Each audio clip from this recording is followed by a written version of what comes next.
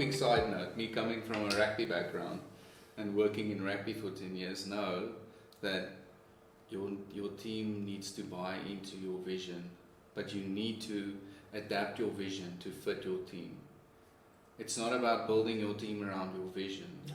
It's about building the vision with the team. Amen. And I think that's something like looking at the Springboks that Rassie has done so successfully over the last couple of years. I mean, it's taken him a decade to build this team that is arguably the best team in rugby history.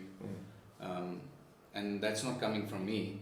That's coming from other countries' head coaches, right? So that's what you're saying.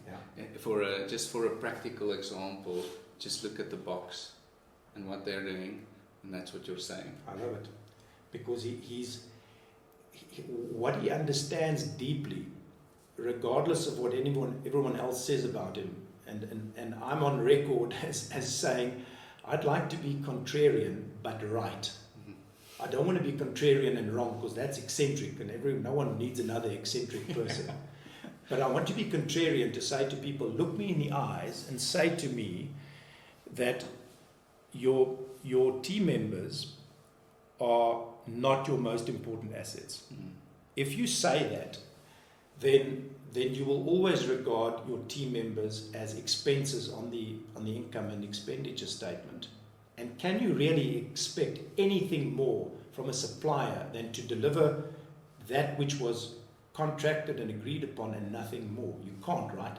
You want them to add value, but you don't regard them as an asset. You regard them as a liability, or an expense rather. And so I ask people, if you say that your team members, like Rassie does, if your team members are truly assets, do they lie on your balance sheet or your income statement? Because if they lie on your balance sheet, guess what? You have to invest in them. And that doesn't mean paying their salary.